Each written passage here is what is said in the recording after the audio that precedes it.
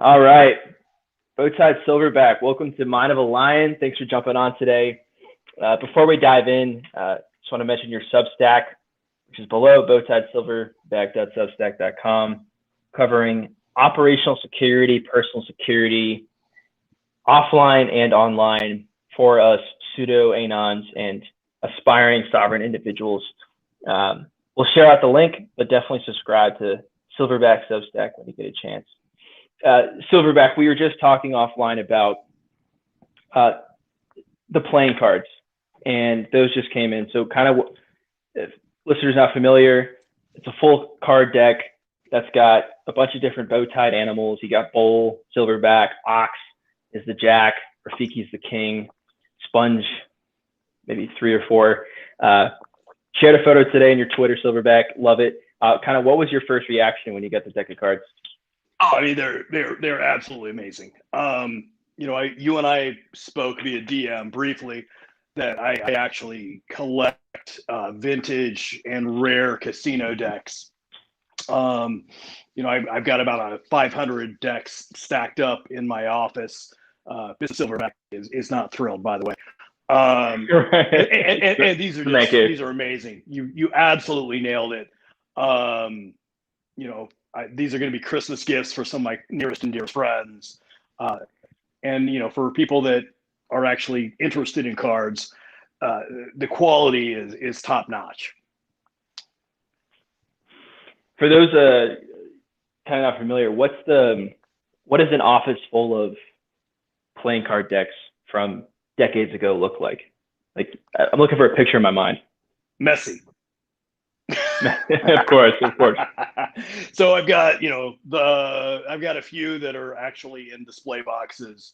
There's 1 or 2 decks that they don't make anymore, and for whatever reason people became interested in them. They're worth a few $100s, but for the most part it's for my own enjoyment. Some people collect postage stamps, some people collect baseball cards.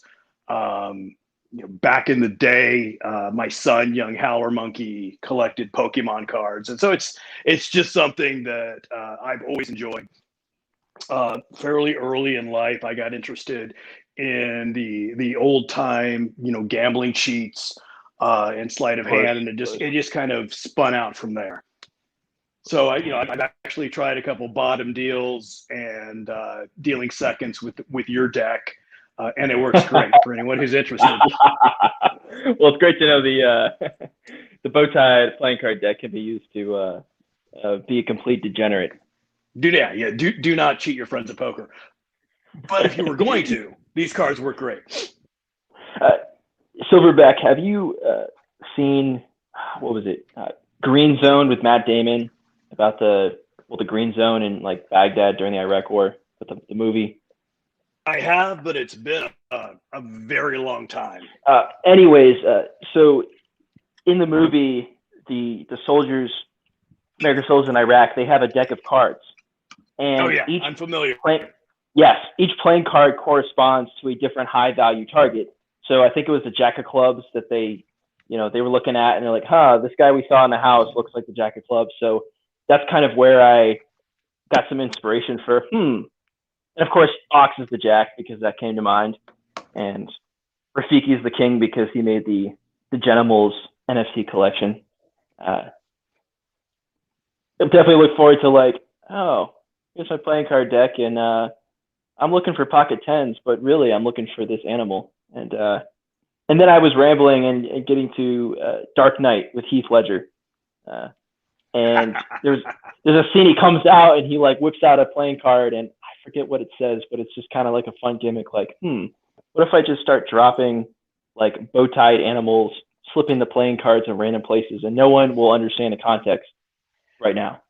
I genuinely want to go around to all of my local banks and just drop those cards at the teller windows. Because I think that's just going to be amazing. It may be the best troll yet. Photos out in the field of laying Easter eggs around town in the form of bow tie cards. Good stuff. So diving into your Substack, you kind of your background. So your first article deals with more of that offline physical security for your home. For listeners not familiar, you mentioned threat modeling, opportunistic attacks, like someone finds your house is unlocked so they can just walk in, versus a targeted attack. They're looking for you, maybe because they know you got a lot of money or crypto or whatever. You mentioned using motion lights, having dogs. So I'm curious, without getting too personal or doxing yourself, how did you kind of select your home where you would situate your family for years to come? And for me, a younger guy, like I'm kind of thinking, like, I know bulldog, turkey, they're out in the mountains in the Rockies, like how to kind of set up that family compound from the start. Yeah, for sure. And for, any listener that might be interested, I'll give you a little bit of a background. This all really spun about from some early conversations between Mr. Ox, Mr. Platypus, and myself. I think it was almost over a month ago. There were, at the time, I believe, less than 50 animals in the jungle, and it was actually Platy that gave me the idea. He was concerned that some of the younger animals were perhaps putting themselves at risk. They were putting out way too much information for a pseudo-anon account. They're linking their wallets where someone could potentially easily see either their transactions or the size of their bag, and they were just flexing in general. And he was genuinely concerned. They were being clowns. Yeah, I don't want to call them clowns. They were putting out more information than perhaps was necessary. Okay. And I thought that this was perhaps where I could add a little bit of value. I'm an old guy. I am an absolute noob when it comes to cryptocurrency, decentralized finance. I'm learning so much from you younger guys. But this is some subject that I had a little knowledge in, and it's also a personal interest of mine. So I thought this is the way I could contribute. What I want to make clear is I absolutely do not want to oversell my credentials in this area at all. I had a fairly brief and relatively uneventful career in military intelligence. My current role involves. Now hold up there, Silverback. As someone who may or may not have a clearance, I don't think the word military and intelligence ever go in the same sentence. Well, it's an oxymoron. It's kind of like jumbo shrimp.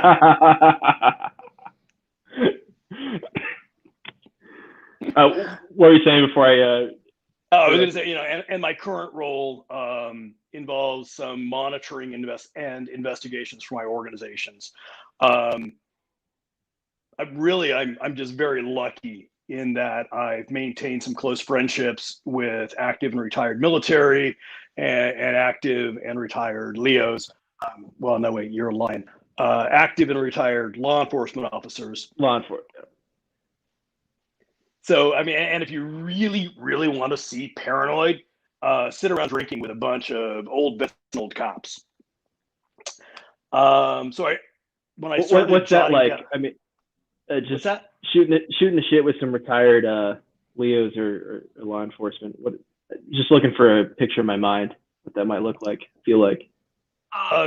Grumpy old dudes complaining incessantly. But we do talk about stuff like I don't want my wife's school or my kid's school to know my address. Why is that car driving by my house all the time? That kind of stuff. Like I said, they're a very old paranoid bunch. But as the benefit was, as I'm kind of jotting down these ideas for tweet threads or whatever, I was able to run some ideas by them, get their feedback.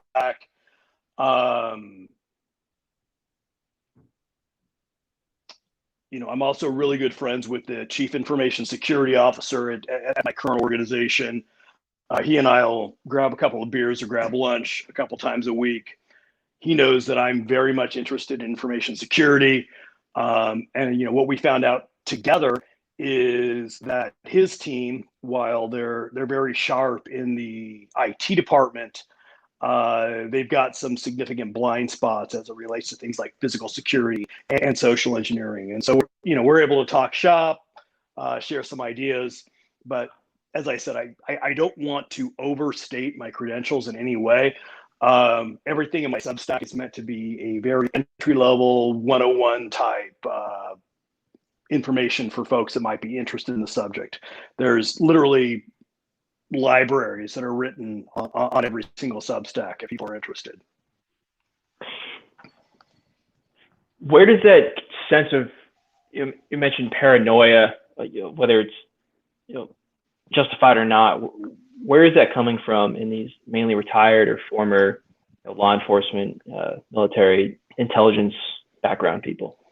Sure. So a great example is I currently live in a fairly rural community adjacent to a very large West Coast city.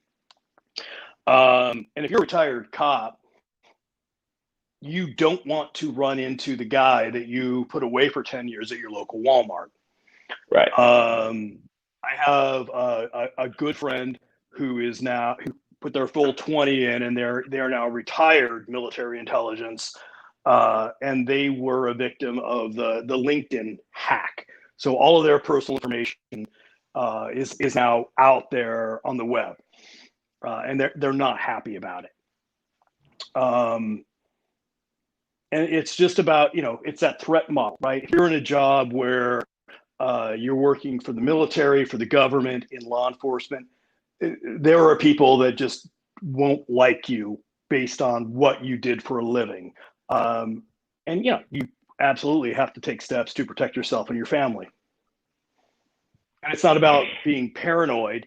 It's about just being proactive and making sure that you and your family are safe.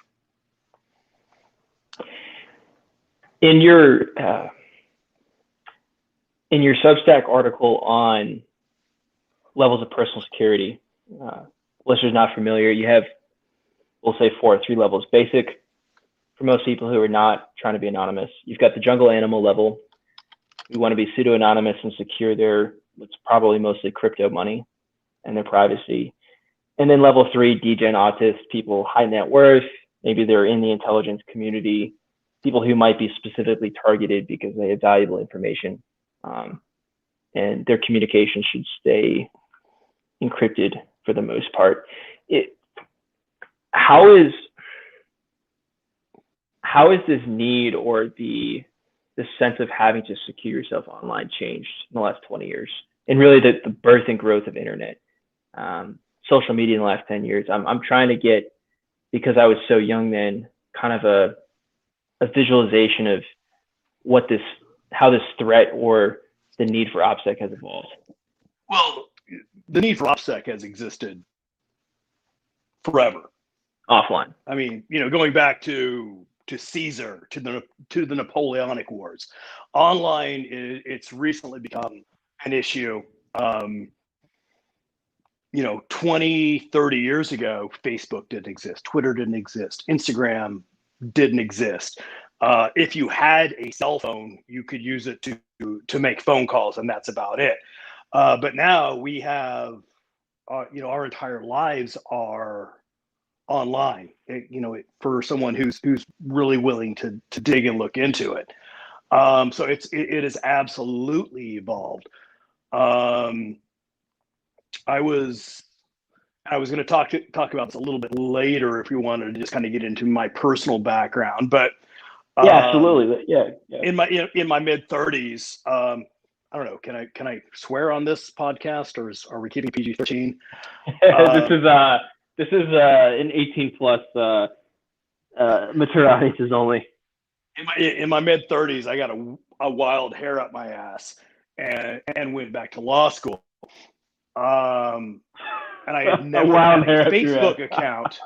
I had never had a Facebook account. But when I went to law school, I had to have one because so many of our classes and our studies groups created Facebook groups to interact. So I had to sign up for Facebook. And that was really weird for me. And so, it morphs. I talked a little bit about, back in the day, and by back in the day, I mean the 80s. You wanted your name in the phone book, in the white pages. But now your entire life can be put out online. And my goal is just, I want people to be smart. I want them to be safe. I don't want them to post stuff that could potentially put them and their families in danger. Is it almost a inversion where, because so much is defaulted to being online internet, now it's more so subtraction? You've got to fight to get things off, versus before the internet, you had to fight to get things out there, like in a yellow pages or a mailing list. Oh, absolutely. 100%. You mentioned, we were discussing offline, the Dunning-Kruger effect. So for listeners not familiar, it's kind of, if you graph competence versus confidence, you get a cup and handle shape. And those who know the least are generally pretty confident, and the more you know, the more you realize you don't know. And in Silverback, you always mention in Discord chats or whatnot, you always use a tagline like, "Oh, I'm not going to oversell myself for an old ape, blah, blah, blah." And I find, whether it's dingo, puppy, there's this general sense of humility in many people in the jungle, that there's so many high caliber people putting out content, sharing value, that we feel like sometimes we can't keep up. Is that resonating with you? Oh, no, absolutely. And I think a sense of humility is a sign of, absolute, one, confidence, and two, knowledge. The person who's exceptionally arrogant, or talks the loudest in the room is typically the person who knows the less, or knows the least. I will say there's this fascinating dichotomy as I've gotten older, and this is, sample size equals 1, so take it for whatever it's worth. But on one hand, I am more confident than I have ever been. I know what I've done. I know what I know. I know what I bring to the table. And to be perfectly frank, if you're not a close friend or a family member, I really don't give a shit what you think about me. Hell yeah. On the other side, I have never been more humble than I am now. I am keenly aware of how much I do not know, and how much that I have the opportunity to learn from you younger animals.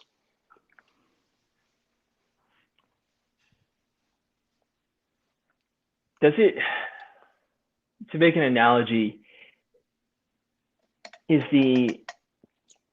what is like a 20-something-year-old who's, let's say right now, they're getting in crypto, DeFi, this decentralization, separation of money and state, yada yada.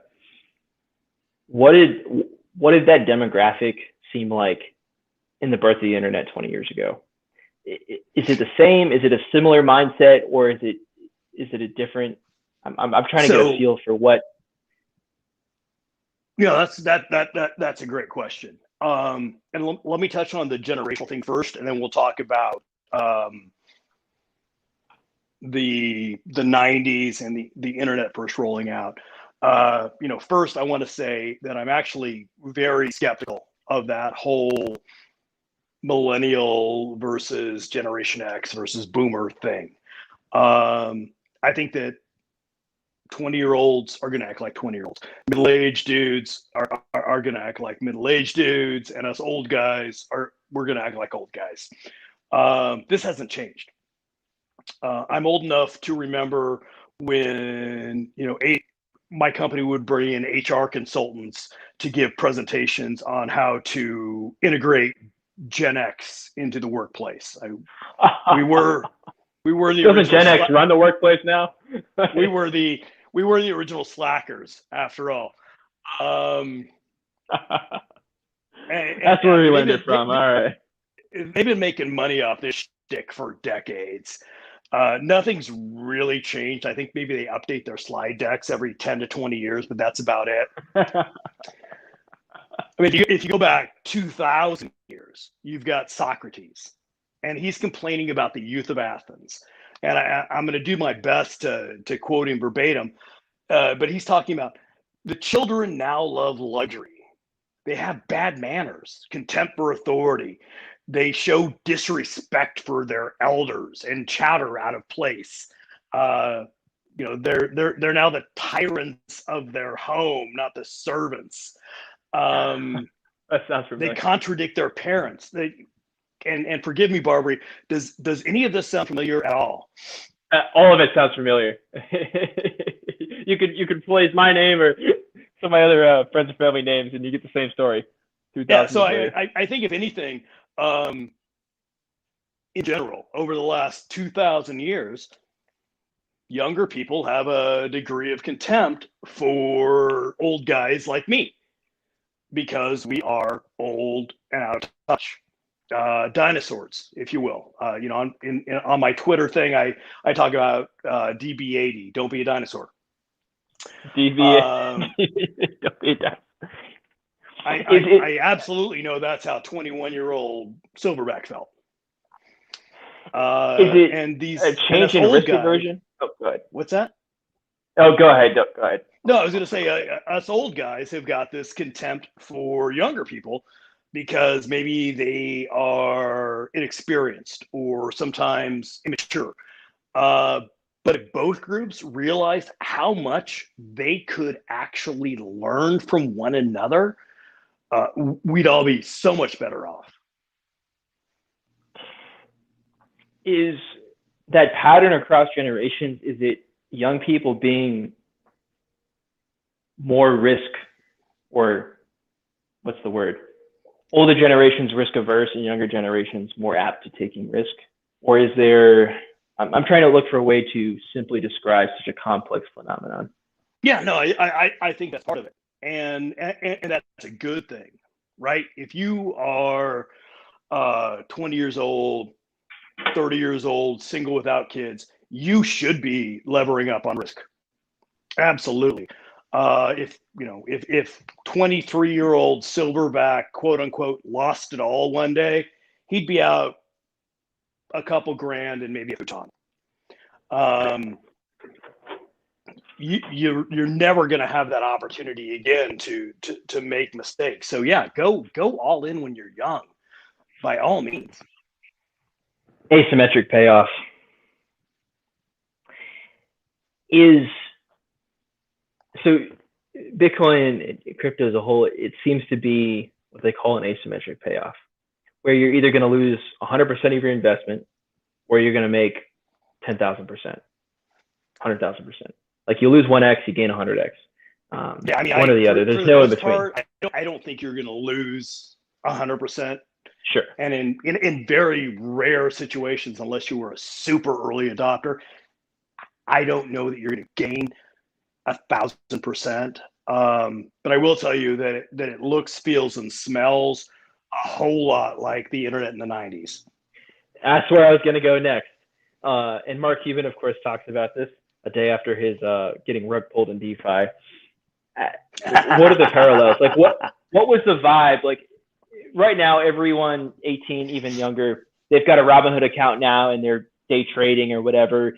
They see Dave Portnoy do it, and they think it's cool. Like, I mean, you read about the Great Depression, where it's like the old adage: if your taxi driver is giving stock tips, it's time to sell. What was it like on the ground in the 90s, the internet boom?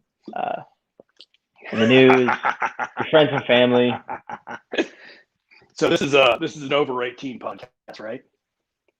Absolutely. All right. So I started my first job after the military, out of college, at Morgan Stanley, and this was around 1996. So this was right after Netscape IPO'd. I think that AOL IPO'd around 92, but Netscape was the real game changer. I I mean, the company hadn't even turned a profit yet. And yet by the end of the first day of trading, it was worth almost $3 billion. Maybe today it's not unusual for companies to go public before they're profitable, but back in the 90s, that was almost unheard of. Before Starbucks and the Enron, a lot more companies went. Way before that, for sure. Yeah. Returns on internet stocks, they were nuts. People were doubling their investment in a year's time, which again may not be completely unusual today, but was absolutely unheard of at the time. From 95 to 2000, I think the NASDAQ was up over 4,000 or 400%. There were several companies that actually legally changed their name to include the word .com just to increase their market share. Right. It was nuts. Traditional valuation, the Warren Buffett model was completely out the window. People were going to invest in any company, and it didn't matter what the company did as long as it was involved in the internet or the .com arena. If you look at 1 year, 1999, Qualcomm was up over 2,000%. What also happened, and you mentioned, of course, we still use that today earlier, which is a great parallel. Average middle-class Americans were investing in stocks for the first time at an unprecedented level. So retail came in. They got out of mutual funds. This is when the term day trading was coined, right? Okay. I mean, prior to that, we all had our 401ks and we invested in our mutual funds and blah, blah, blah, blah, blah, blah, blah, blah, blah. But people were investing in individual equities for the first time ever at a rate that you couldn't imagine today. Hell, Morgan Stanley, when I was there, we even lowered our minimum on trading accounts just to bring more people in. We were more than happy to take their money. When they came to change when I first started for a trading account, it was $5,000, which in 2021 doesn't sound like a lot of money. Yeah, it's maybe 25 grand, 20 grand. 1996, it was, that's a it car. was a threshold. Yeah. That dropped to $500. There you go. And so absolutely, my friends and I, we were the young green brokers, and we were convinced we were geniuses. We're getting paid to make our clients rich. Right. And as an old ape, I will say that was probably the biggest lesson to me after the bubble crash, which is never confuse a bull market for your own intellect. Everyone's a genius in a bull market. Yeah, absolutely. And we all thought we were geniuses. And then the bubble crashed, and we realized, well, no, we're still kind of idiots. But the takeaway from this was, despite all the speculation, all the so-called bubbles, it really did change the world. It was a true industry disruptor. It changed how we do business, how we communicate with each other. We socialize, how we travel. How we socialize, absolutely. It's really hard to believe that, at the time, there were a lot of smart people who thought the internet was, quote unquote, a fad. And so, people made a lot of money. Some people lost a lot of money, but it really did change the world. And to me, as an old ape, that's absolutely what this feels like right now. We are, in fact, changing the world. One block at a time. Or one shit post at a time. History rhymes, of course. How did, and I'm sure a few people did, of course, Mark Cuban, the example of the DeFi rug pull yesterday, he somehow sold all of Yahoo stock at the top in 99, 2000. Mark seeing did well for how himself. right, he did do well for himself. Seeing how the dot-com bubble ended, what is a way, a theory, a guess onto how the current crypto bubble and everything bubble might pop? Like, what is an avenue or a set of events that could kind of induce that? You know, I don't know that I'd call it a bubble, to be honest. And I this say is it a in a good way. Every Yeah, disruption technology has a bubble. and you know, I think one of my first tweets as a bow-tied animal in the jungle was talking about realizing some industry disruptions throughout my life that occurred, and saying that you know, if you're really lucky, you might have one or two of these in your lifetime, and you need to capitalize on it. You know, I was a user of cryptocurrency way before I was an investor. And there was just something about this idea of a decentralized currency that's not controlled by any bank, it's not controlled by any government. It really spoke to the libertarian in me. Right. So coming from that libertarian mindset, what specifically about sovereign money that is outside, that is a separation of money and state, kind of drew you in? Like, well, that's great. No, great question. welcome, Sponge. Stopping in. Welcome, Sponge. What's up, Barb? What's up, Silverback?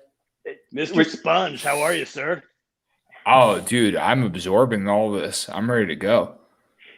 So, Like Silverback, what got sponge. you into that, into the rabbit hole of internet money, that separation of money and state, that libertarian draw? What I'm trying to get a picture in my mind here. What did that look like? Again, old ape, Dunning Kruger effect.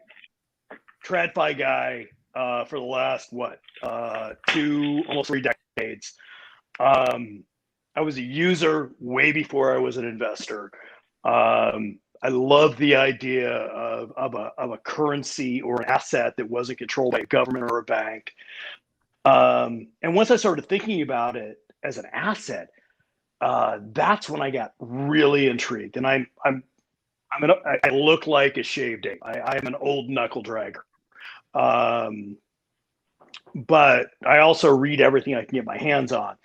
So once I started seeing this as an asset that could be invested in, I went down that rabbit hole, and I started seeing things like blockchain, smart contracts, the ability to move capital seamlessly around the world without a middleman. And I apologize if I'm being redundant, but these are things that are going to literally change the world that we live in.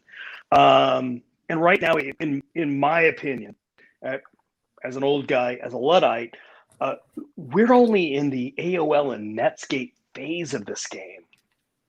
We're helping to build the underlying infrastructure. The future applications absolutely blow my mind. The DeFi, Google's, Amazon's, they haven't even been invented yet. Interesting. That said, I suspect that, you know, young guys like y'all and Mr. Robin probably have some pretty good ideas about the direction this needs to go. But this is in the infancy stage. This is AOL. This is MySpace. Yeah, no, that's the part that's really amazing about all of this. The fact that, like, you know, if you looked at Google, you know, maybe, 20 years ago, was Google even a thing 20 years ago? I mean, maybe it was, but, in the early days, it was a simple search engine, right? And you wouldn't think to yourself that that's going to be all that powerful, right? You look at it and you say, oh, okay, I want to look up, cat pictures, and then you type in, cat pictures, cat videos, right? It's like, okay, that's what's going to pop up. And you think to yourself, oh, okay, well, that's all it's going to be. And then, fast forward 10 years and it ate the entire advertising industry. It's wrapping up all of telecommunications, period. And, it's controlling even political discourse because it was able to eat up all of the aggregation of information more generally, right? And so the fact that, crypto is, and it's funny too, because Like, if we were to view technologies as having a politics to some degree, like we've had a series of highly centralized, highly authoritarian technologies. Like Google as a search engine is an authoritarian technology because it relies on a single arbiter, a single set of centralized controls to search through a thing, right? As opposed to a more open source system or through a more decentralized network, which is actually what we're going to. So, like for the first time in a long time, we actually have technological evolutions that are in their character libertarian. Isn't any centralized power that determines what is true and what is not authoritarian? Isn't that playing God? Yeah, absolutely. It has to be. Like, it has no choice. I mean, I think that that's the other thing too. I think that people and technologies and governments even are a lot more shaped by their environments and by the tools that are available to them. You know, it's like what Marshall McLuhan said, that the medium is the message, right? I think that applies very heavily here. Medium is the message. Silverback, the guys you'll have a beer with, you were out of the game, whether it's intelligence, law enforcement, etc. Are any of them exploring cryptocurrency, or at least do they have a formed opinion on this landscape? Oh, it is crazy. Last weekend I went to two events. One was a birthday party for a friend of young howler monkeys, where the dads were hanging out talking. The other one was a friend's 50th birthday party. Crypto came up every time, and there were really two stages of thought. One was, this is awesome, let's talk about it, how do I get more involved? And the other was, well, I don't know. I was reading an article, or CNN said that crypto is used by drug dealers and terrorists, blah blah blah blah blah.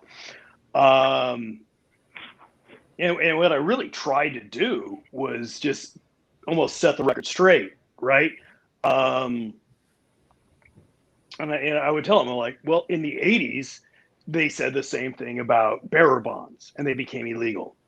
And for any of your listeners that don't know what bearer bonds are, just Google it.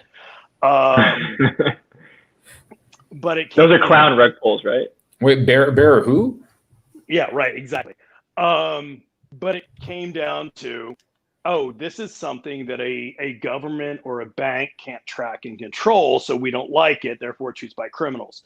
The same thing with $1,000 bills, $500 bills. They started out with, these are used by drug dealers, so they're bad, and we have to get rid of them. And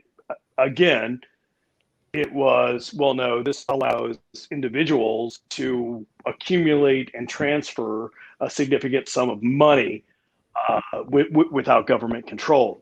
I'm an old banker, even though banks are zeros, but I'm an old banker. We have a thing called a currency transaction report, where if you try to withdraw or deposit more than $10,000 in cash, we've got to fill out a form and send it to the U.S. Treasury to say that Jimmy Barbary had more than $10,000 in cash, and God forbid if you try to leave the country with more than that in currency. And so with these older vets, with these older cops, what I try to talk to them about is, this is about control. You want to know what drug dealers and terrorists really, really like? It's cash. It's the US dollar. Yeah. No one's talking about that. If you doubt me, roll up on the corner to your local crack dealer and ask them if they accept Ethereum and what their wallet is. You may or may not. I don't know about yours, and mine keeps up with the times. Well, I'm old, but the mask that a lot of folks my age are seeing is, it's for drug dealers and terrorists. No, it's not. But that's the narrative, because a government or a bank can't control it. And and I may or may not have gotten a few converts out of it. Mrs. Silverback just rolls her eyes and walks away. We'll see what happens. But I do know of at least one retired cop that just bought his first hardware wallet. So I'm a happy camper. Good stuff. Yeah, no, Silverback's 100% right about that. The government controls everybody on a very local level by controlling both your mobility and your ability to take your funds with you. They will like it very much when your funds are places where they can turn the switches on and off if you do things they don't like. And they don't remind you about things like the fact that, if a state government, for example, can, almost unilaterally pull money out of any bank account if it just, issues an order that's approved by a judge, right?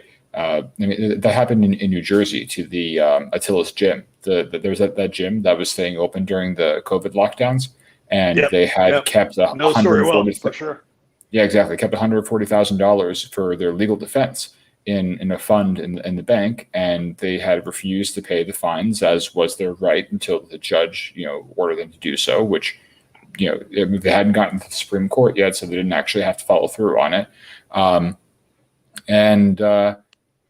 So they just took the money straight out of the bank account, wiped out the legal defense fund just because they could, and that's how they want you to be. They want you to be at their mercy. I absolutely do not want to get conspiracy theorists on your podcast. I'm not someone who is about conspiracies and the government is out to get you, but my law degree, the emphasis is in tax law. And I had a lot of friends ask me, why are you studying tax? Tax is boring shit. And my answer was because the IRS scares the shit out of me. Yep. They could just take it. Yeah. They literally can. As a banker, I could see liens being put on people's accounts, and that was the end of it. Your money's gone. The IRS said no. And that's terrifying to me. So I want to get more versed in tax law. In the United States, for our international listeners, there are only 2 crimes that the U.S. government has deemed so horrific, so terrible, that there is no statute of limitations on. One of those is murder. The second is tax evasion. Of course. Perfect. There's that scene from Breaking Bad, or maybe it's Better Call Saul, Breaking Bad, and if you haven't seen the show about the meth dealers. Well, Jesse Pinkman, the protege meth dealer, he's in the salon where they're laundering money, and Saul Goodman, the lawyer, rolls in. He goes, "Jesse, what do you think the government thinks when they see a young guy like you driving around in a nice car, throwing around money?" And Jesse goes, "They think I'm a drug dealer?" Jimmy goes, "No, even worse. You're a tax cheat." Well, I mean, a lot of the time that has to be the case. And the funny thing is, there are creative ways to lower your tax burden too, and that's why it's important, for example, to, unless, you have to work for some sort of large corporation by the nature of your profession. If you can, be independent in any way and have your own small business, there's 1,000,001 ways to make sure you have a lower tax burden. I think this year, my effective tax rate was around 10%, right? For sure. And if you own your own business, you've got way more flexibility than if you're a W-2 employee. We have an animal in the jungle, Patrick, that, Oh yeah, Patrick came on my podcast. We're releasing that soon. He's awesome. As an old CFP, as a non-practicing tax attorney, I can absolutely confirm Patrick is 100% legit. He's got great information. But yeah, if you're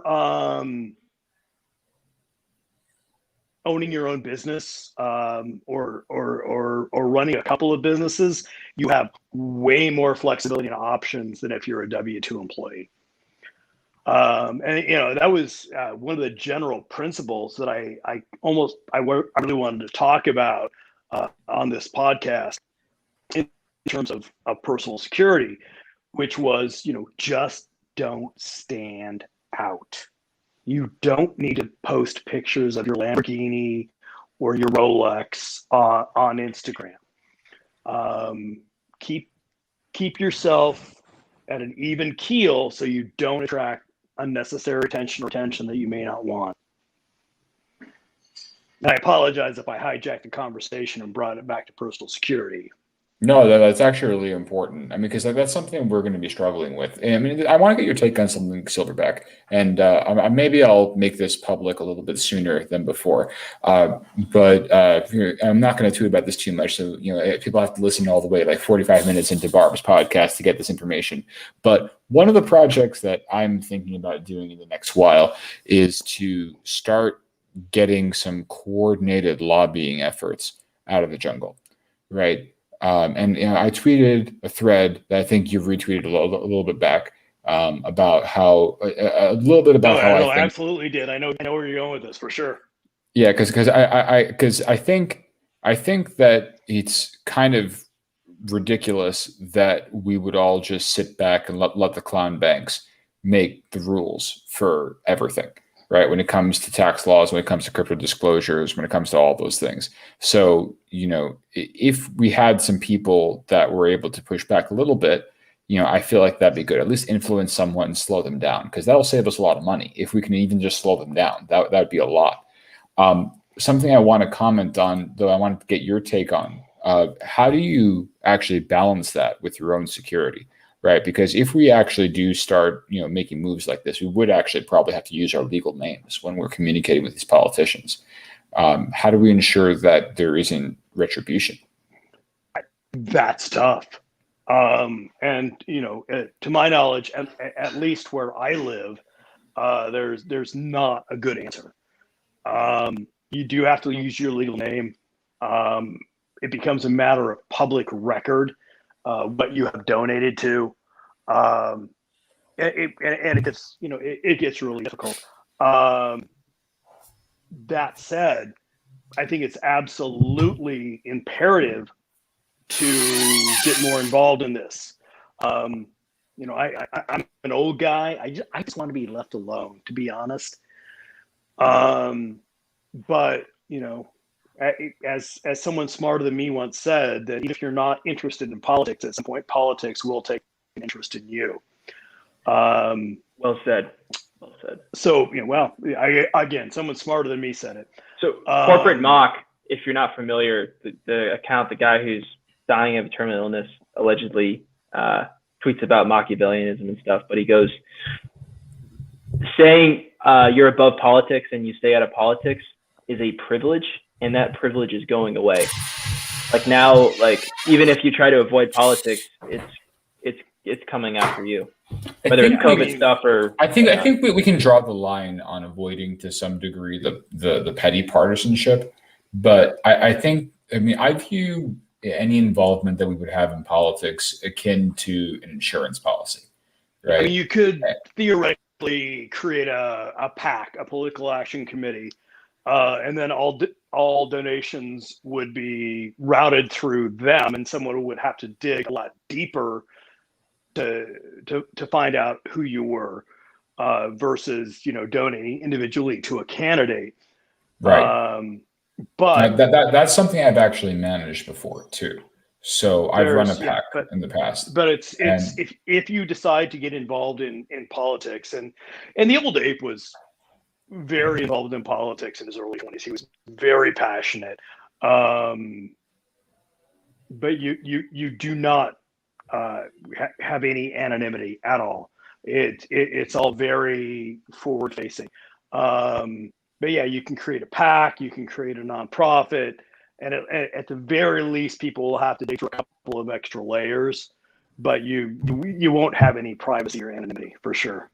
Yeah, I mean, so we can approach this from two different perspectives, right? Because I think the way where we could maintain at least some security is by the fact that we're being diffuse. I think maybe creating a PAC might actually open us up to some sort of attack much more easily than if we were individual people coordinating, somewhat secretly, that then just, targeted a handful of politicians to just persuade them on a very kind one-on-one level. Just, show up to one of their parties, donate a couple $1,000, have a conversation, just be like, hey, XYZ about crypto, just so you know, it really isn't, tax evaders only and drug dealers only. It's also people who are just liberty minded. And I think that I think that's absolutely fair. And Barbary, I think it was Barbary that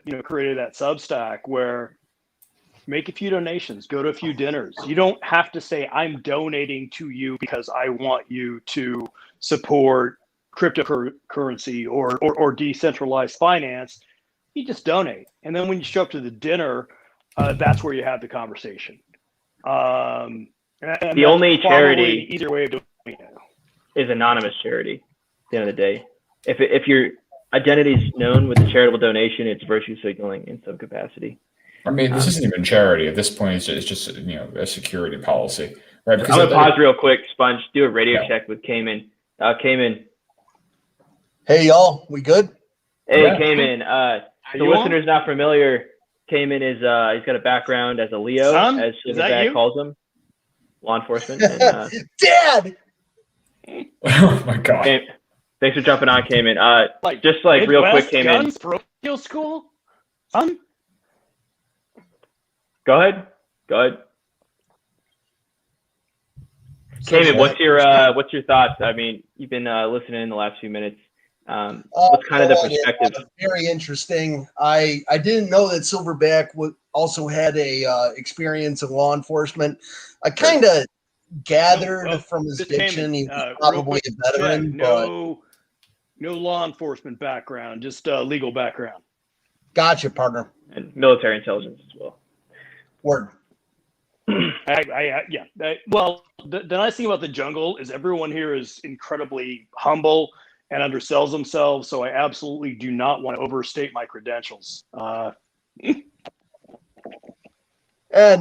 for sure. I'll let you guys know right up now. The only things I know about in life are a little bit of law enforcement. I wasn't on the street for too long, just a couple years. I know a little bit about construction management and from side gigs, a little bit of private investigation. That's my forte. What's the general? I'm trying to get a read on the mindset of, and Silverback's talking about people he has drinks with, former Leos, former military, etc. What do these older crowd or experienced crowds think of Bitcoin and decentralization in the context of civil liberties? Like, do they see it as a weapon against it or as a tool? I'm just trying to get a picture in my mind. Well, I will say that my experience with law enforcement officers are typically of the small town variety or the very large city variety. So you're thinking of a force of between maybe 20 dudes or, several thousand. And I think that the culture gap between small departments and huge departments is much less than their culture gap between small departments and big departments against medium-sized cities. Maybe say a force of 70 to 150, 200, less than 1,000 cops. And the reason I say that is, in my general experience, cops who work in middle-sized cities are very integrated with their community, while the small-town cops and the large city cops are looking for a good parallel here, they're a separate class. They're the Casatrias. They're the Praetorian Guard. They stand apart. So with these small town guys and these big city guys who in many cases enjoy a special status within their communities, I think that they have a less amenable position against Bitcoin or crypto in general, just because they are, in my experience, the most caught up in the conspiracies that Silverback was mentioning. Only fucking drug dealers use it, only cops use it, and blah blah blah. Yeah, just bullshit like that. But you get some guys who actually give a shit about civil liberties, and these are much more often to be the more integrated medium-sized city cops than the big city slickers or the fucking podunk, country cops. If anyone in law enforcement in that culture, and it's a very distinct culture, no matter where you're serving, those guys who, identify as citizens more so than they identify as law enforcement, those will be the most amenable to crypto and decentralization in general. Cool. Interesting. I have a question I think for Cayman Cayman. nailed it right there. That's Yeah, if you're going to record a section and put it out on Twitter, that's what you 52 need to put minutes. out. 52, 53. Yes. Yeah, so I Much of my notes. I have a question for Cayman too, and this is sort of jumping a little bit off of crypto because the same community we have here, I think, is also very much interested in issues of liberty more generally, right? Sure. How do you square the responsibilities that law enforcement officers have had over the last year, with a lot of them, folding under the pressure to enforce a lot of obviously ridiculous orders about COVID lockdowns and depriving people of rights? Whereas, like, I saw some departments that were like really good about it, and they were able to, stand their ground and actually do the right thing. I mean, what sort of pressures do law enforcement officers face, and how do they manage that burden? Since I imagine you probably speak to a bunch of them. Sure. I actually have an interesting perspective on this. I just want to let you guys know I've been out of the game for like 5, 6, 7 years now. So my perspective on current events is only influenced from what I read in the news. I follow the beats. I follow all the cop blogs, the Facebook private groups, all the cop shit posting avenues, and then my in real life friends in various departments within the greater Chicago metropolitan area, including several within the CPD. So Chicago uniquely had a issue with civil unrest, riots, all that kind of crap. I don't know, guard deployed out here for like 3 or 4 goddamn months. It was ridiculous. I have all these awesome photos from my GoPro of being in traffic lights, being stuck at red lights next to Humvees. It's pretty fucking bizarre. Yeah, so I will say that I think Chicago's lockdowns sucked. They didn't suck any more than usual. The only thing that honestly affected me too much was shutting down all the good restaurants, kind of crushed dating life, and then I couldn't even fucking drink off my woes in a bar. I mean, that sucked. Right. So I was very fortunate in that the county that I live in, we had a sheriff that was willing to stand up, and which is really weird for the left coast. And he basically said, these lockdowns are bullshit. I'm not going to enforce it. That is the same thing that happened in one of Chicago's quote unquote collar counties, the counties that surround Cook once that County, happened, Illinois. things opened up. Now you still had local PD that may or may not be enforcing stuff. So it had a very 1920s speakeasy vibe going on in some of the restaurants and bars. But this guy earned my vote next election cycle just for being willing to stand up and say, this is bullshit, and we're not going to enforce it. Oh yeah, for fucking sure. So most of the Chicago bars and restaurants, and when I think of the COVID lockdowns, my first thought always goes to entertainment, dining and bars and shit like that. Because as far as policing civil liberties, that along with traffic stops is what I have the most experience doing. Responding to a bar at 3 a.m., kicking the drunks out, stopping fights, shit like that. So most of the places shut down voluntarily. Years, so I appreciate that. Most of the places shut down voluntarily and were very quiet. I did hear about a couple bar shutdowns, like speakeasy operations, but nothing that really hit my radar in a serious way. What ended up happening is that just people started throwing private venues at Airbnbs and shit like that. I mean, shit went low to ground really fucking fast. And unless, people are pissing off fucking third floor balconies, there's nothing cops can do about to stop that. So whatever, people coped. One interesting anecdote is there is a very famous scummy dive bar in the city of Chicago that is still 100% like on the books, owned by the Chicago Mafia. And I'll give you the name of it if you want to DM me for it. It's a fun place. It's one of the only places left in the city where you can smoke indoors. That's a Midwestern legacy. It's gross. It's still cool. But they stayed open the entire lockdown, and no one gave a single solitary fuck about it. And I thought that was awesome. That is political grift. In Chicago, we call it juice. I don't know if that's an allusion to, the Jewish faith or not, and lawyers, but they had the juice and they fucking drank it. So yeah, kudos to them. As far as reconciling responsibilities as a police officer with lockdowns and all that other shit like that, I'm sure you have a ton of guys who were convinced, or at least were at the early stages convinced, that they were serving a public good.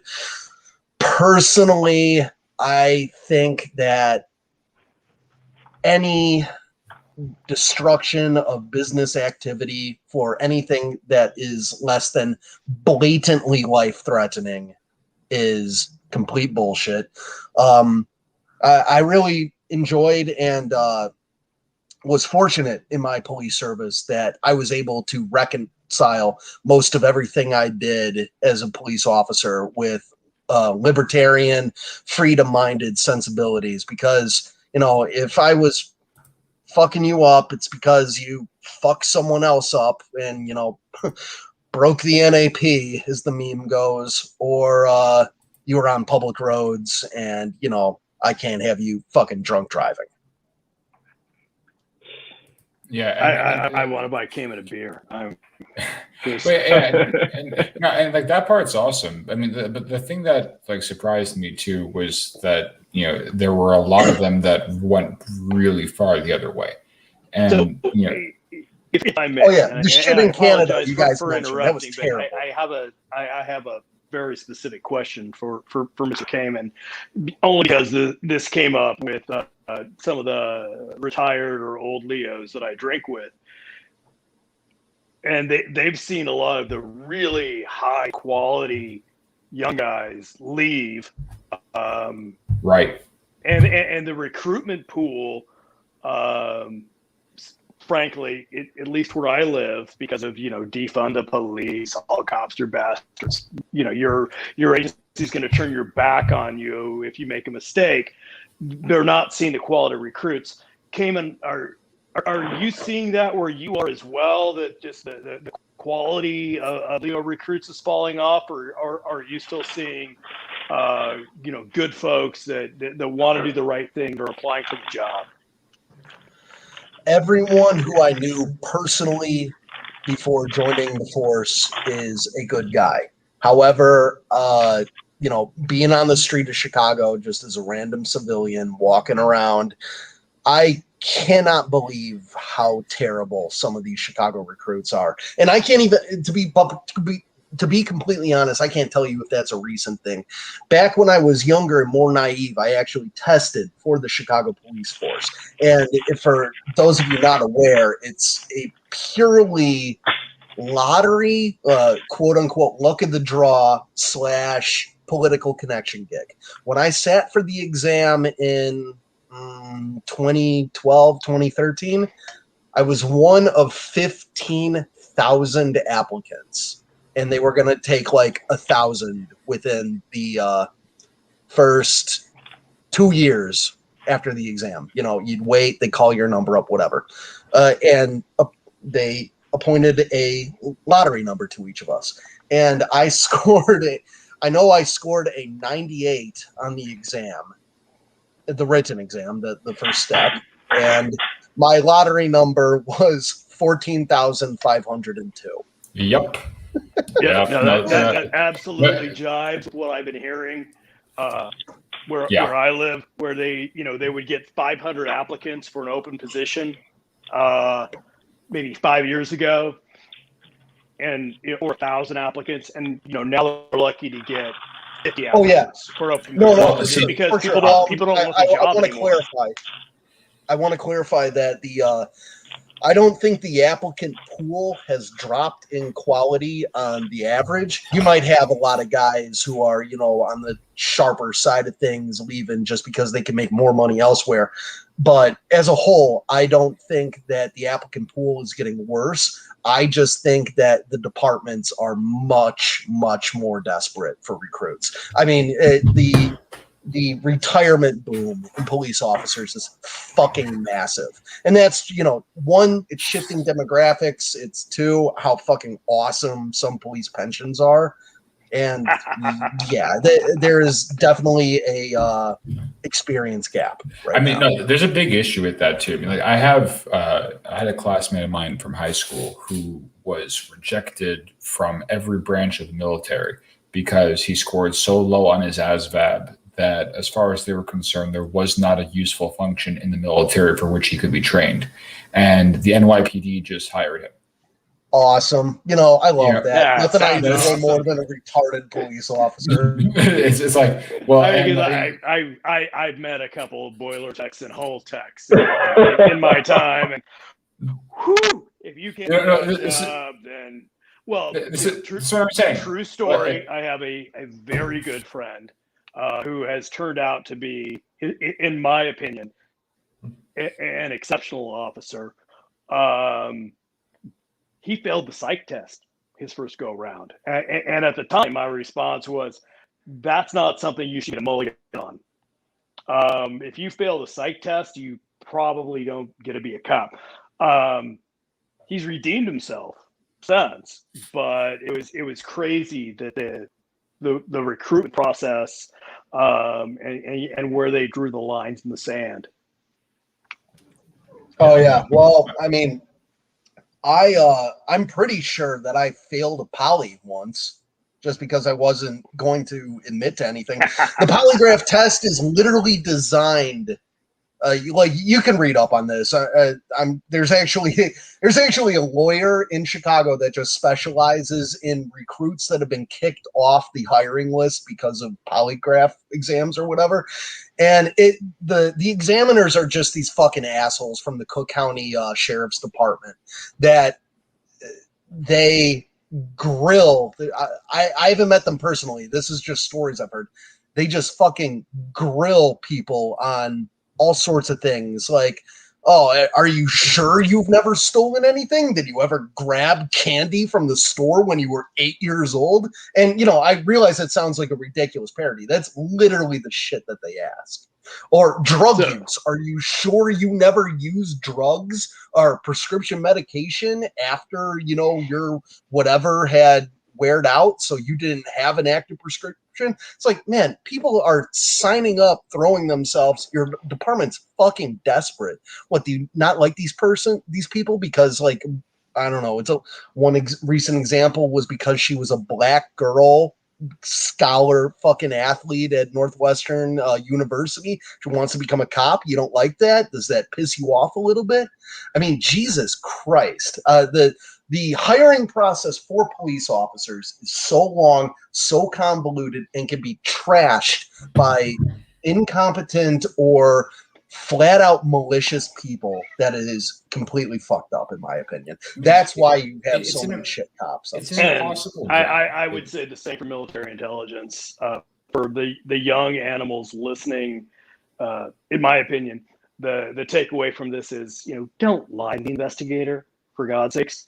But also realize that investigator is not your friend, and they don't have your best interest at heart.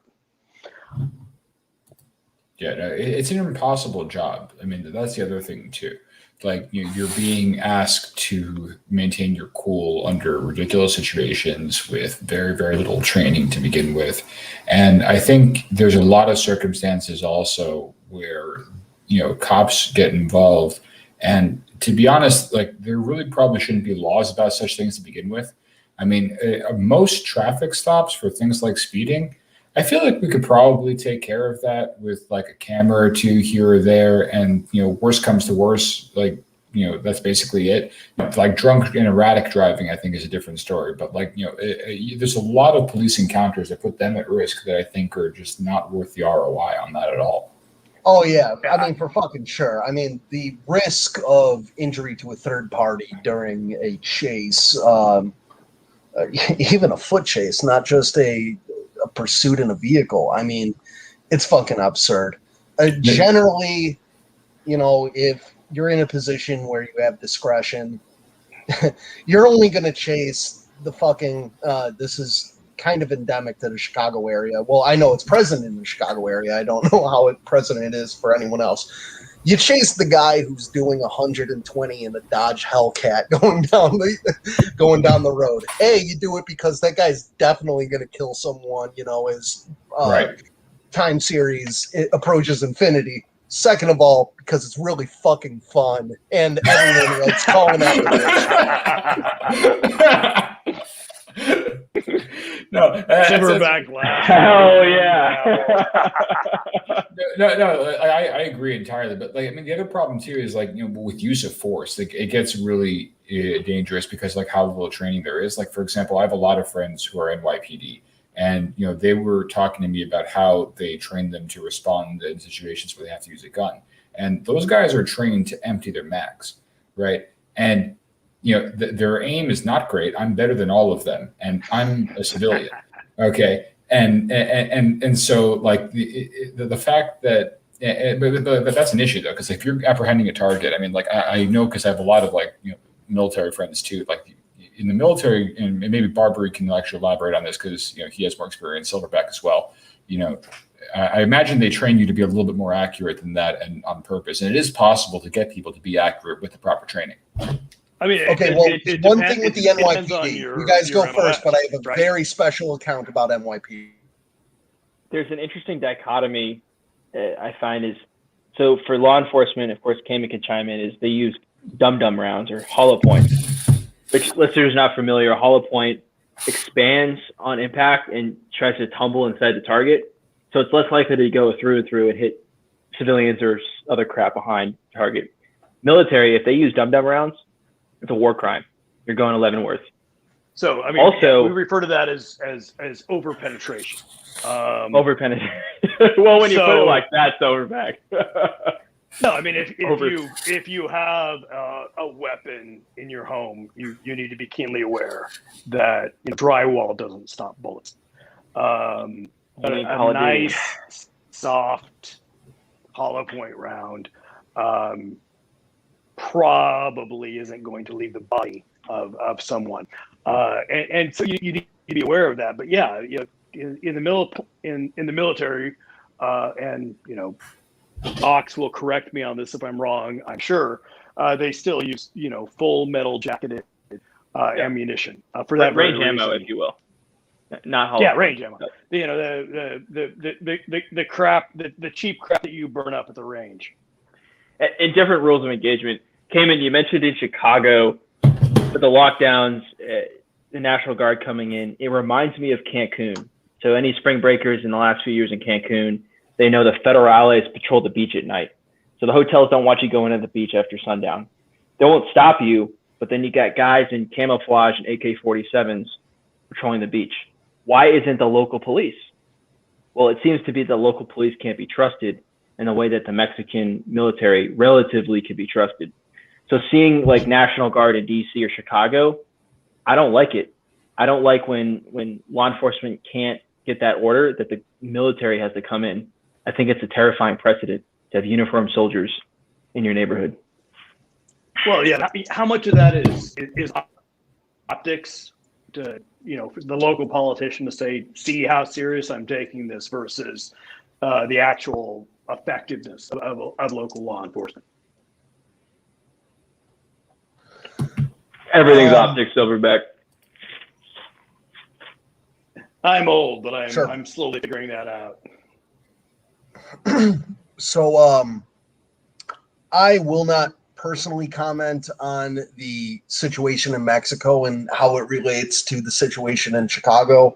I consider the two instances sort of related, but a little bit of an apples and oranges situation. Before going on to the NYPD anecdote, I do want to mention that when we use hollow point ammo, it is not to stop. I'm saying we, I mean police officers or even concealed carry people. We're not using hollow point ammo to stop penetration. We are using hollow point ammo because it is much more lethal than FMJ, Full Metal Jacket, flat out. That is the single primary reason we're using that. And this is something that has been pretty well documented within the last 30 years since hollow points became widespread and reliable, is that normal Full Metal Jacket pistol ammo is terribly ineffective at killing people fast. Most Full Metal Jacket ammo, unless it hits a vital, it's going to kill you by exsanguination. You're just going to bleed to death. And that's not fast enough to stop a gunfight. So be 100% sure of this. Quick. No, but my concern when they get into this is not so much the nature of the rounds, but the volume of them. Like, when I've done like a few rounds of training with some of my SOF friends, and just to make sure like I'm not like terrible with my gun, and like they always taught me to fire only like 1 or 2 rounds at my target, right? So if I may, and I'm going to please. defer to Mr. Kamen on this, because I was not combat arms, I was intelligence. But the volume of the rounds has to do with you stop when the threat is no longer a threat. You don't fire 2 shots and wait and see what happens. And even when I'm talking with young Howler Monkey, if you get in a fight, you don't throw a punch and then see what happens. You keep punching until that person is no longer a threat.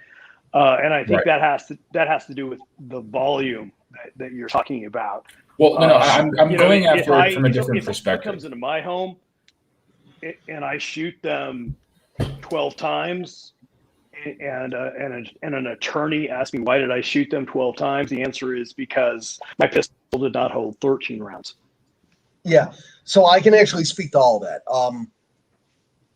Just want to say for the record that be under no false pretense. Cops use hollow point rounds because they're better at killing people than any other purpose.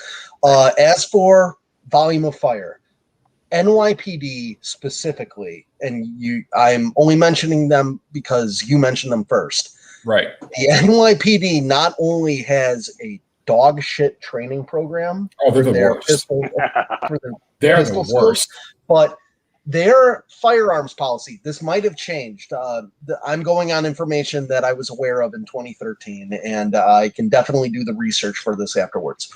Their firearms policy was written by some, I'm not going to use the word SJW or woke, but some authority that had no firearms experience whatsoever, and they mandated the use of I believe, 15-pound trigger in their Glock sidearms.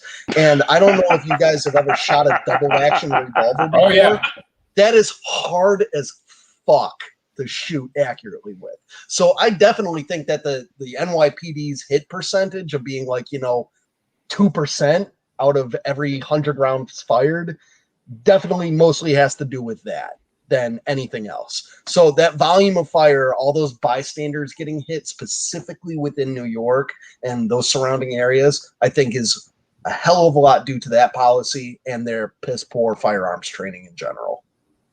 Yeah, no, that's a real problem. And that's kind of the point I was trying to make before. I understand Silverback's point where he's saying that you have to keep firing until the threat's eliminated.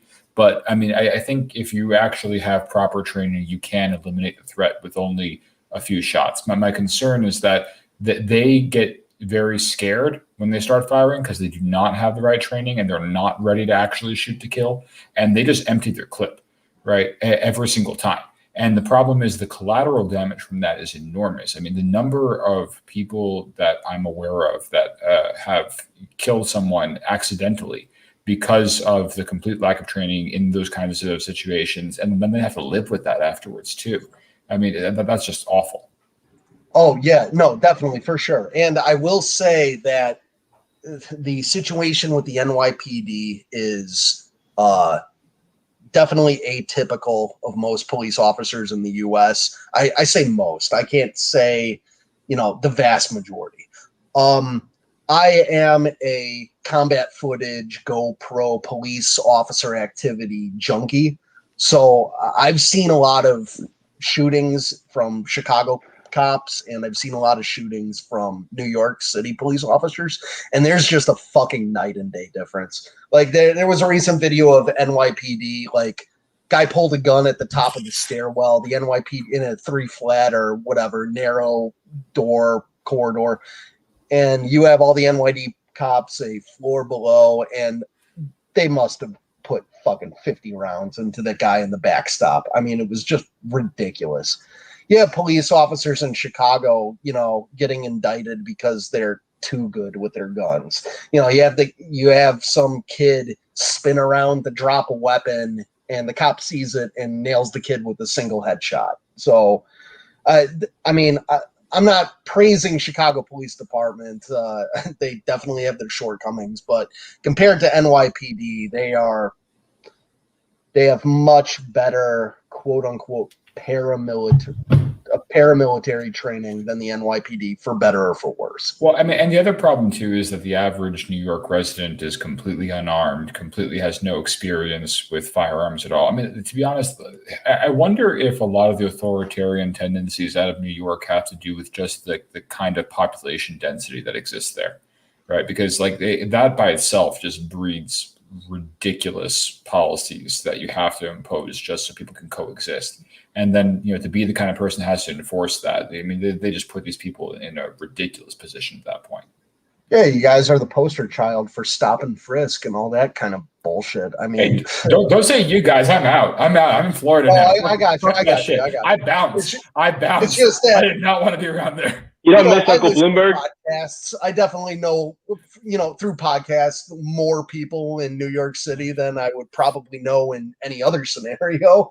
So, yeah, no, it's a different world over there. And aside from the NYPD's veteran population, my brain really struggles to think about the average non-veteran recruit to the NYPD, being from the New York metro area. I mean, nobody has fucking guns unless they're from upstate up there.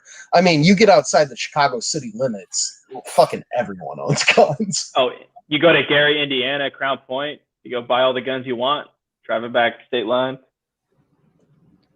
Good to go. I spent quite a lot of time in Gary, Indiana. I'm not going to elaborate on sorry. that. But, you are completely correct. Listen, I'm speaking to you guys from the great state of Florida, where my Lord and Savior Ron DeSantis has permitted me to have god awfully many firearms in my apartment right now.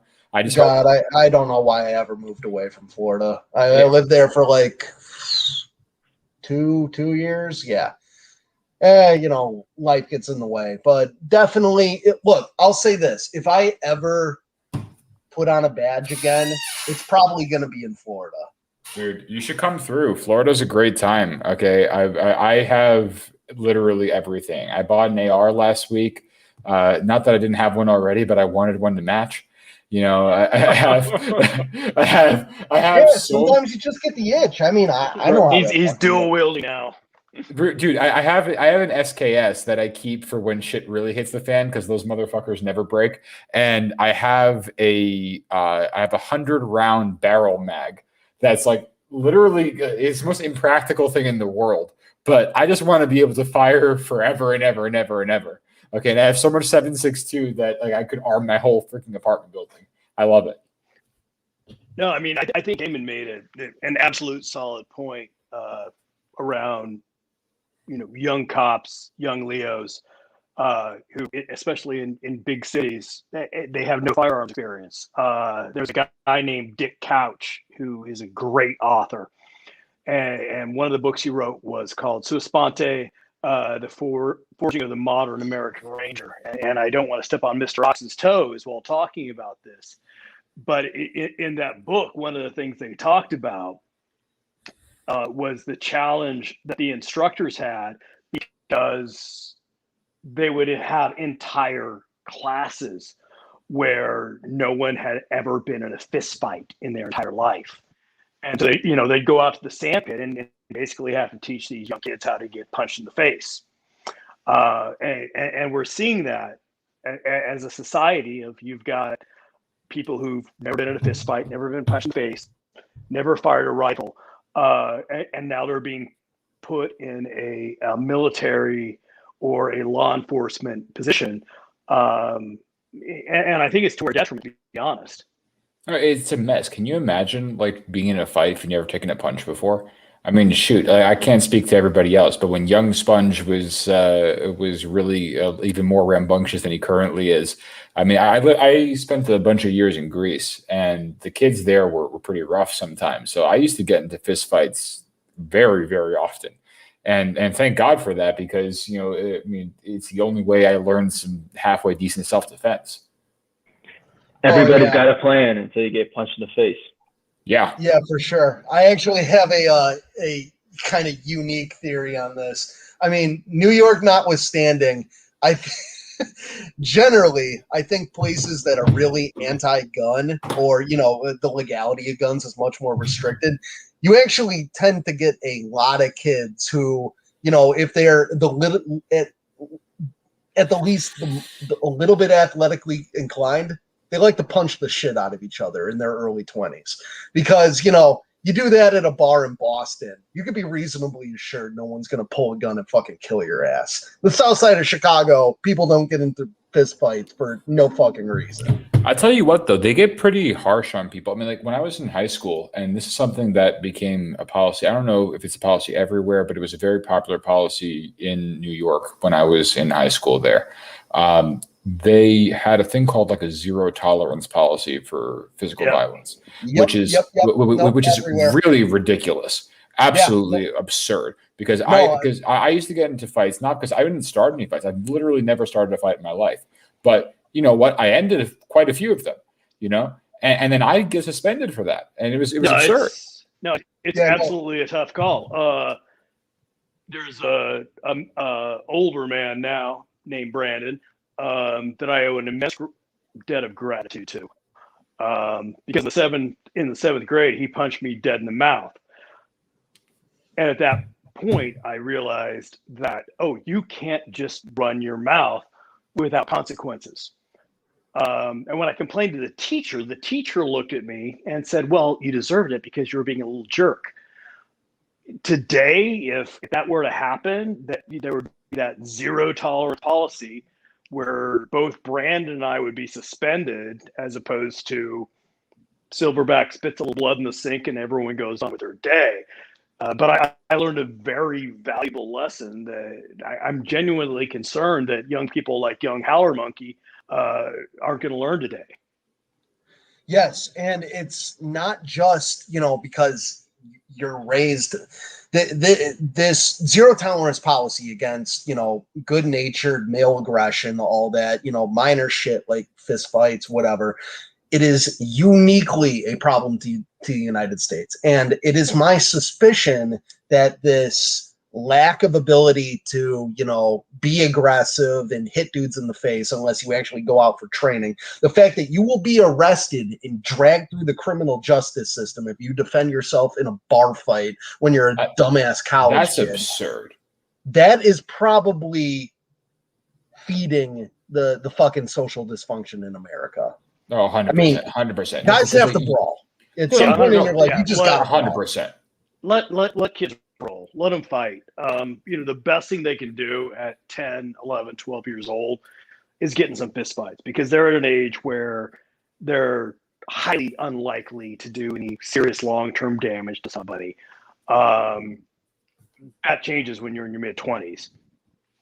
But No, and you know, and it also you know gives what you it the feels like to get hit in the face. You know what it feels like to hit someone else. yeah. And you also realize that, yeah, your words have consequences. You can't just run your mouth and expect zero consequences. And I think that's a valuable life skill for young men that, you know, the kids in America, including young Howler Monkey, are missing out on.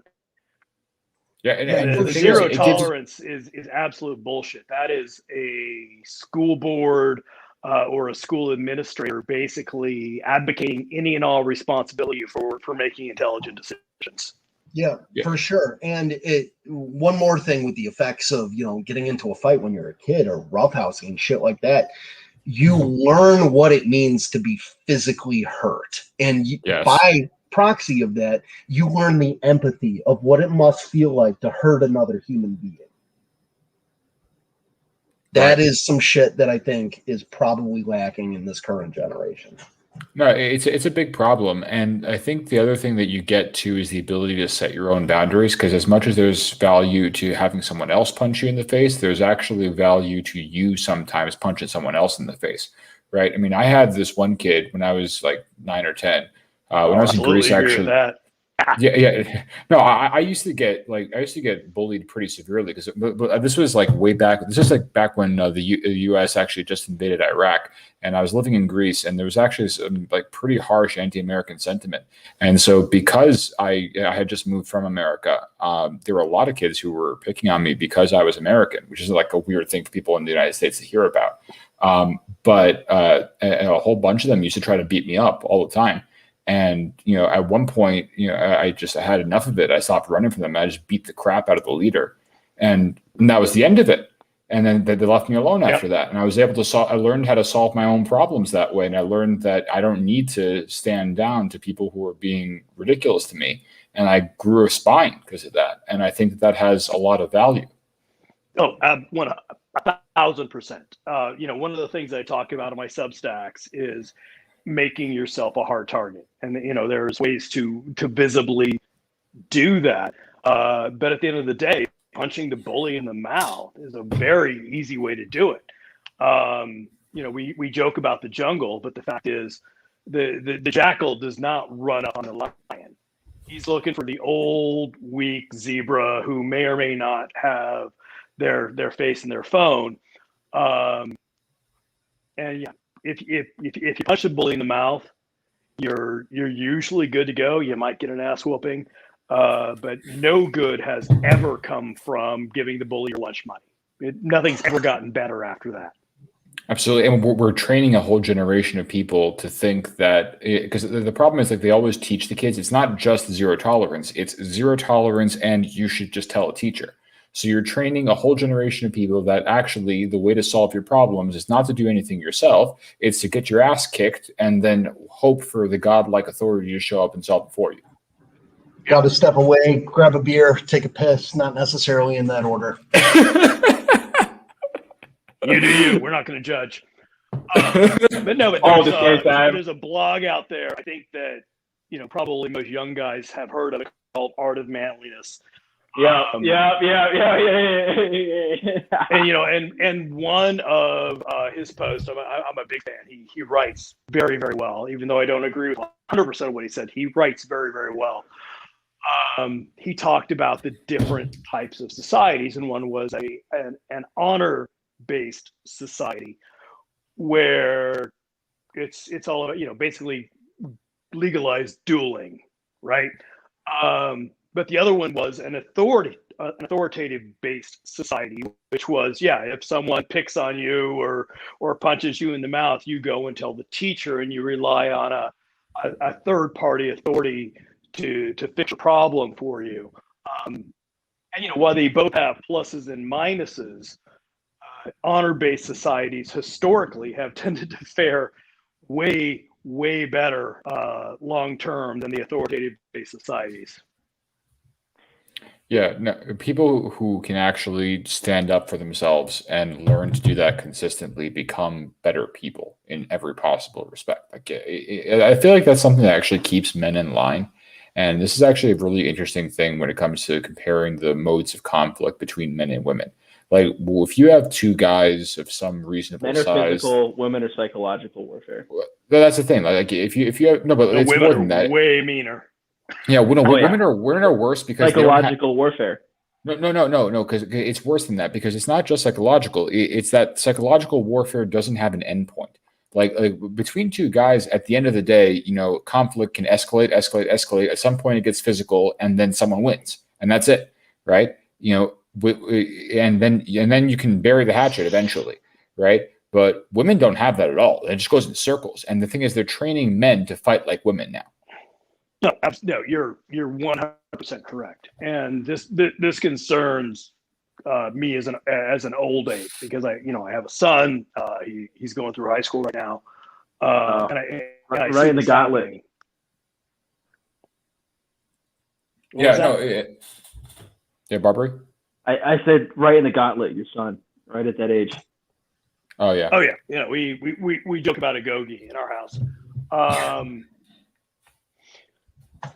And I completely lost my train of thought. They're training boys to fight like women, like psychological.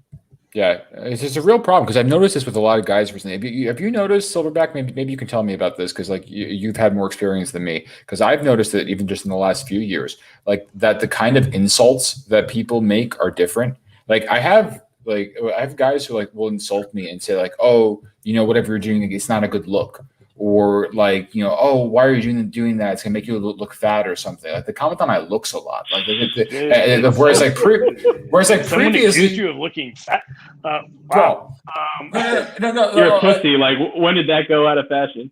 Yeah, no, that's what I'm saying. If I was criticizing someone, I'd be calling you a loser, right? I'd be focusing on your competence. I'd be saying, you're a pussy. Right, exactly. You told me early on that this was an NC-17 podcast, so I can. No, please, yeah, no. You go up to a guy, you say pussies everywhere.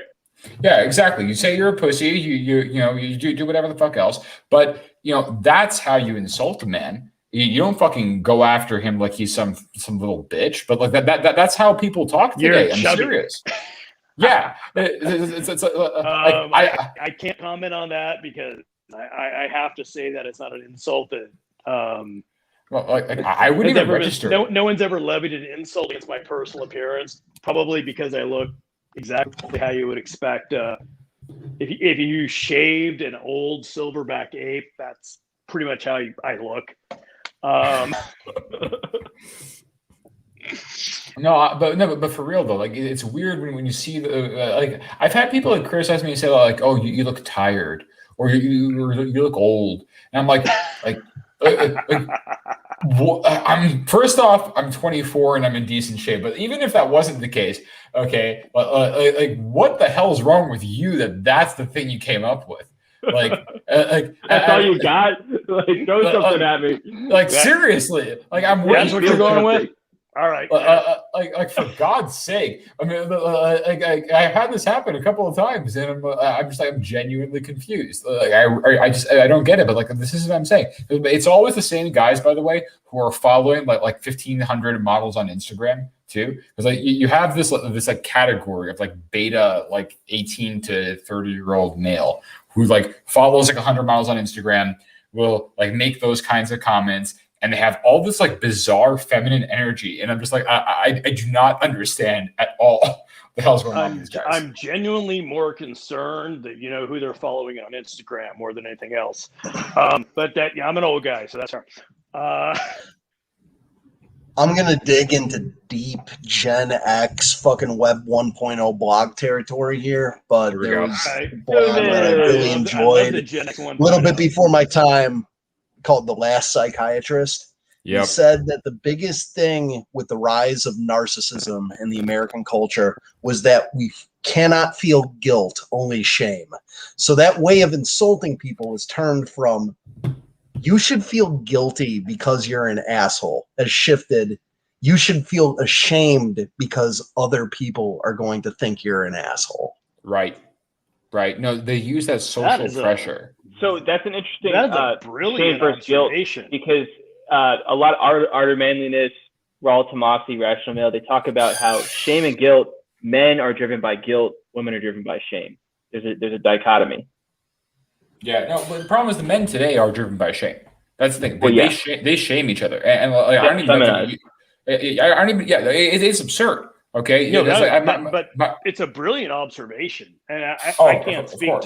to Gen Y or millennials, but one of the things that Barbary and I talked about earlier in this podcast was that there's this great dichotomy that happens, or at least happened to me when I get older. Sample size 1, in that I've reached a stage where I'm probably more confident than I've ever been. And if you're not a friend or a close family member, I really don't give a shit what you think about me. And that's almost been like a superpower over the last 10 years. Yeah, that's pretty awesome. Because it's allowed me to do so many things that I normally, or young Silverback would not have ever done. Yeah, absolutely. No, that makes a big difference because it frees you. It frees you from that kind of bondage, right? And I think, well, let me elaborate on what Cayman just said there. Okay, that men feel guilt, and sorry, it was Cayman or Barbaros that were saying that, but that we transitioned certainly from using guilt to shame, and also that men are driven by guilt and women are driven by shame. I think that oh wow, I lost my train of thought. I pulled the Silverback. Here we go. Hey, Sponge, you should feel ashamed that other people are bothered that you lost your train of thought. Well, no, I came back to it. I found it again. I can blame it. I found it again. Scotch. I don't know what your problem is. A few too many Lagunitas. But anyway, so no. What I was going to say is that shame is a response to that kind of social pressure, whereas guilt is a response to responsibility, right? So guilt comes from having set out your responsibilities and actually trying to manifest them, right? Correct. And it seems I have somehow failed in my role. Exactly. Right. Exactly. I have failed in my responsibility to other people. Right. And whereas the shame is just an entirely just flagellatory emotion to try to force conformity, right? It's a very authoritarian kind of thing. Like, you use shame as a top-down means of controlling people, right? Whereas guilt is a way that you can control yourself, right? And so, I mean, I think that the transition that Cayman started to talk about there is an extension of the overall recent transition towards more authoritarian systems that are really just trying to get, invasive into people's lives and, deprive them of that kind of internal self-control. Then that would then lead you to feel somewhat an amount of guilt, but also freedom from that kind of shame, the way Silverback has managed to accomplish. Well, I think part of that is just being old. Because there is a dichotomy to that, in that while I say I've never been more confident, and I know what I know what I bring to the table. If you're not a friend or a family member, I don't really give a shit what you think. The flip side of that is I've really never been more humble in my entire life. I am keenly, if not painfully, aware of what I don't know, or how much I can learn from you younger guys. And so it's and God bless the jungle, because I hadn't had that type of introspection prior to talking with you folks. But yeah, no, it's a weird dichotomy. I've never been more confident as an old guy, but I've also never been more humble. I'm keenly aware of what I don't know. I'm keenly aware that you young folks, especially when you start talking about things like decentralized finance, software as a service, coding, there's so much I have to learn. And I think the goal is to reach that level of saying, no, I'm actually okay with where I'm at. I'm confident. I feel secure in what I've done, but also recognizing that I have so much more to learn. Don't we all? Yeah, no, and that's what makes you a really valuable member of the jungle, Silverback. I mean, the fact that you can balance those things. It's one of those really hard lines to thread, because a lot of us here come in with some amount of confidence that we've already gained, right? And to be able to interact well with everybody else, right? You have to constantly put it down, and then also know when to bring it out. And how to bring it out in exactly the right way, right? So that people will actually receive it. I mean, I think I was watching a podcast with Jocko Willink, and one of the ways that he Discipline equals freedom. yeah, absolutely, I love that guy. But one of the ways that he likened it was that I think he was using a metaphor with Echo of throwing a football. Forgive me, and I don't want to interrupt. Who's talking right now? Sponge is talking. All right. Thank you. Sorry. That's okay. Yeah. So, he was using a metaphor with Echo Charles, and he was talking about throwing a football. And what he was saying was that, if you're trying to pass information to somebody or give somebody some kind of, advice or instruction, you have to make sure you're not throwing it too hard or it's going to hurt their hands. And at the same time, you also have to make sure that you're not throwing it that softly or not at all, right? Because then they'll fall short and they won't receive it. So it's one of those really hard pieces of balance that you need to strike. Jordan Peterson said something pretty similar to that, and I believe it was one of his earlier Joe Rogan podcasts. It says you have to find that point of I think he calls it proximal development, where you're in flow. You are stressing yourself just enough to build mastery and make progress, but not enough to burn yourself out, so that you feel too sore the next day to work out, and then you're not doing whatever you need to be doing for a week, and you fall behind. Yeah, absolutely. That definitely applies to your personal development too. And then he also, I think, made a comment in the same podcast about how you should attempt to even suggest those kinds of edits for others, where you focus on the lowest level of analysis, the smallest possible change in behavior that would bring you closer to the behavior that you want with a person, and then change that, and then incrementally adjust them towards the overall behavior that you actually want out of them, instead of just going full out and saying, "Oh, you're not doing the right thing." It's a lot better that way. Absolutely. Everything is fucking inertia. I mean, in law enforcement, you deal with that on a daily basis. Okay, I need to get compliance out of you.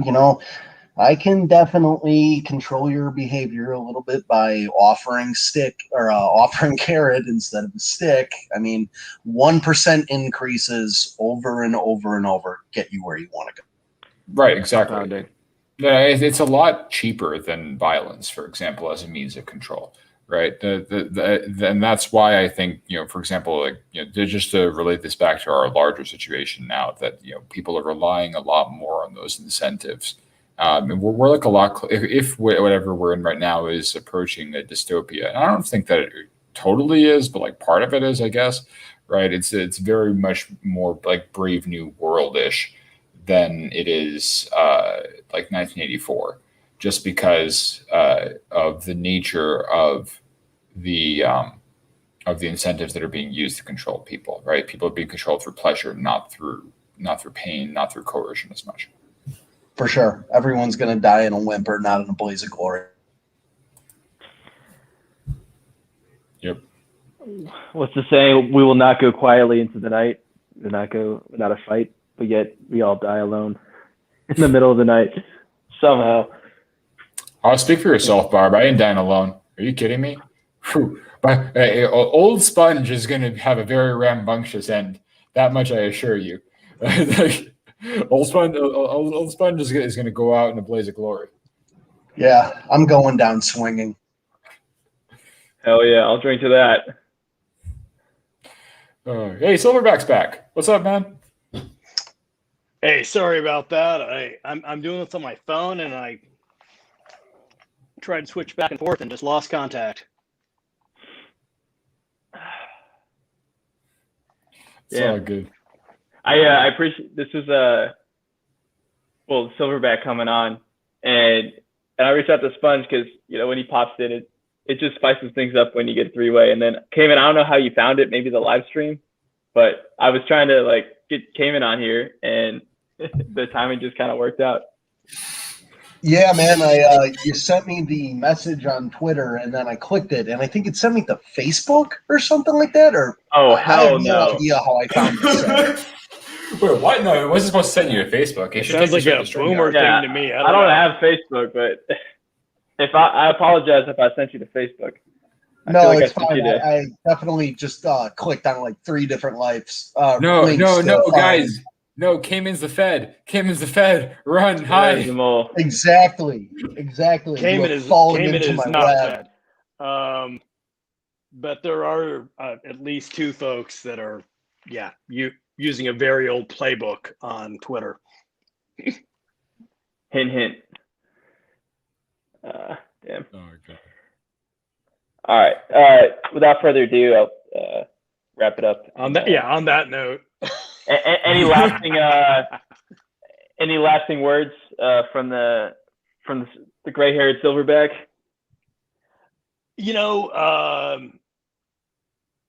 Yeah, actually, if I may, since we're talking about this, one, check out the Substack if you're interested. But more importantly, for you young animals who are just beasts, and I'm in awe of you. 100% honest. Read everything you can. Never stop learning. There was a great quote by General Mathis where he talked about how he was never really surprised by anything because even if he hadn't experienced it personally, he'd read about it. Bust your ass in your 20s and your 30s.